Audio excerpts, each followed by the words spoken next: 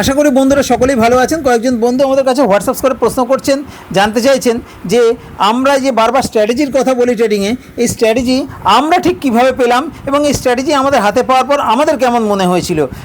সবার আগে জানাই, আমরা কিন্তু পুরাতন ব্যবসাদার। আমার 2-3টে ব্যবসা আছে, সেগুলো রানিং অবস্থা এখনও আছে। তো সেই ব্যবসার যে অভিজ্ঞতা, সেই অভিজ্ঞতা কাজে লাগিয়ে আমরা যখন ট্রেডিং করা শুরু করি, তখন আমরা শুরুতেই বুঝতে পেরেছিলাম ট্রেডিংয়ে কিন্তু সমুদ্রের মতো পয়সা আছে, কিন্তু আমরা কিছুতেই সেই ট্রেডিং থেকে টাকা বের করতে পারছিলাম না। আমরা এই চেষ্টা করছিলাম, 1000-এর বেশি পরীক্ষা নিরীক্ষা করেছি, 500-র বেশি ইন্ডিকেটর অ্যাপ্লাই করেছি, অনেক চেষ্টা করেও আমরা কিছুতেই সফল ট্রেডার হতে পারছিলাম না এবং আমরা প্রায় 50 থেকে 60 লক্ষ টাকা এই ট্রেডিংয়ে কিন্তু লস করে ফেলেছিলাম। আমরা তখন সিদ্ধান্ত নিই যে কিছুদিন আমরা অন্তত মাসখানেক আমরা ট্রেডিং বন্ধ রাখবো এবং যত পুরাতন জিনিস আমরা অ্যাপ্লাই করেছি, পুরাতন কাজ করেছি, সেগুলো আমরা রিভিউ করব, রিসার্চ করব।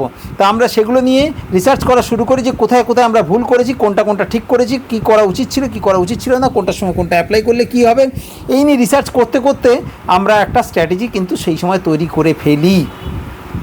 সেই স্ট্র্যাটেজি তৈরি করে যখন আমরা মার্কেটে অ্যাপ্লাই করি, যখন দেখি দারুণভাবে কাজ করছে, আমরা আশ্চর্য হয়ে যাই যে এত সহজ পদ্ধতি আমাদের চোখের সামনে ছিল, কিন্তু আমরা কেন বুঝতে পারি নাই। অ্যাকচুয়ালি স্ট্র্যাটেজি যখন আপনিও হাতে পাবেন, তখন আপনিও অবাক হয়ে যাবেন যে স্ট্র্যাটেজি এত সহজ জিনিস, কিন্তু আমাদের চোখের সামনে ঘুরে বেড়াচ্ছিল, আমরা কেন পারছিলাম না।